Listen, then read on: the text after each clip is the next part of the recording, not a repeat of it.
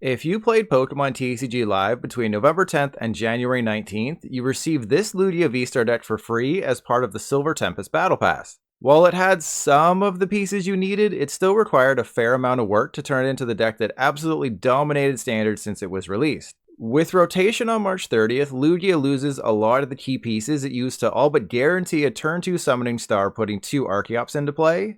These include Quick Ball, Evolution Incense, Capture Energy, Crobat V, and Aurora Energy. Not to mention the losses of Amazing Rare Raikou and Yveltal, 2 attackers that put Lugia over the edge. While Lugia definitely survives rotation and will no doubt get better as more special energy is introduced in upcoming Scarlet and Violet sets, it falls behind decks like Lost Box, Gardevoir EX, and Mew VMAX. In order to make Lugia work post-rotation, you have to take advantage of the best special energy remaining in Standard, Single Strike Energy. Yes, Lugia is about to look a little different come April. Instead of relying on a variety of powerful attackers, Lugia now shifts to focusing on 2 attackers, Single Strike Tyranitar V and Single Strike Stonjourner. What you're looking at is the list that placed 5th at a recent Japanese tournament featuring more than 3,000 players. 4 Lugia decks made the top 16, and all 4 of them were these single strike builds. Tyranitar V is great because not only can it one-shot a Mew VMAX or Gardevoir EX with Single Strike Crush, but its first attack discards the top 2 cards of your opponent's deck while also dealing a bit of damage.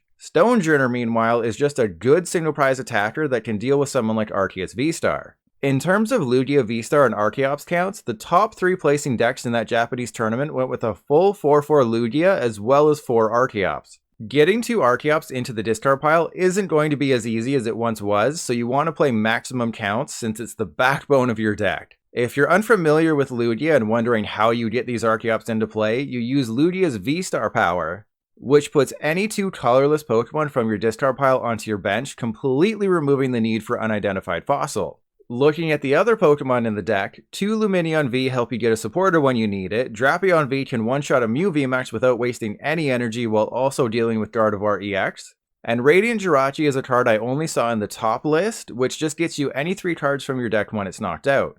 And if you're feeling super lucky, it can potentially take a knockout if you flip 2 heads. Sticking with the coin flip theme, get ready to rely on Capturing Aroma a lot. If you flip heads, you can go get any evolution Pokemon from your deck. If it's tails, you can go and get any basic Pokemon from your deck. Most likely you'll want to flip heads to get an Archeops, then discard it with Ultra Ball or Professor's Research. But the days of easy discards are over, so get ready for a lot more heartbreak when playing Lugia. To try and help you get Archeops in the discard pile, the deck does play 1 copy of Professor Burnet. This allows you to put any 2 cards from your deck into the discard pile. It was originally designed to help with V-Union decks, but it works great here as well. Other supporters are Professor's Research, Serena, Judge, Roxanne, and Boss's Orders. If you're finding you have trouble getting Archeops into the discard pile, you may want to cut the Judge and Roxanne and go with an extra Serena or Burnet. Judge and Roxanne are really good at disrupting your opponent, but if you can never get Archeops into play, it doesn't really matter all that much. A few other important cards in the deck are Tower of Darkness, which draws you 2 cards by discarding any single strike card from your hand, Urn of Vitality to shuffle any single strike energy back into your deck, and Collapsed Stadium to bump a Lumineon V or a heavily damaged Pokemon sitting on your bench. And finally, the energy. Without Aurora Energy and powerful colorless energy, the deck loses a lot of its power. So now you have to rely on the aforementioned single strike energy as well as Gift Energy, which refills your hand to 7 when the Pokemon it's attached to is knocked out, double Turbo Energy to attack with Lugia or Tyranitar, V-Dart Energy to reduce the damage you take from Pokemon V, and Regenerative Energy, which heals off 100 damage from a Lugia V when you evolve into Lugia V-STAR. Like I said, Lugia isn't going to be the major threat it currently is once rotation hits. Other potential options include a Galarian Articuno V to put Archeops into the discard pile from your hand, removing the Radiant Jirachi and going with something like Radiant Serena or Radiant Gardevoir, replacing Regen Energy with Lucky Energy to draw more cards, and using the upcoming Mesa Goza to hopefully get Archeops in your hand right when you need it. Something you may have noticed is that there isn't a single new card from Scarlet and Violet in the deck. Lugia may play the new Jet Energy from Paldea Evolved when it launches in June though. This is just a straightforward special energy that switches a bench Pokemon you attach it to with your active.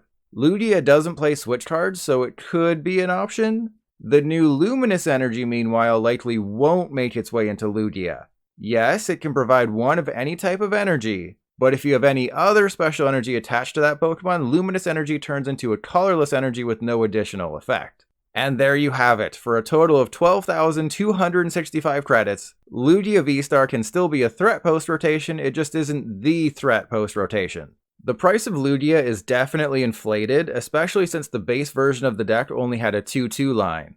You potentially already own a copy of Lumineon V, but it's going to be fairly expensive to upgrade Lugia unless the upcoming free decks this month include several of the missing pieces. Your most economical option post-rotation is still Mew VMAX, and we may receive a lot of the pieces for a Lost Zone deck for free beginning on March 30th, so if you're strapped for credits, you may want to hold off on Lugia V-STAR for now.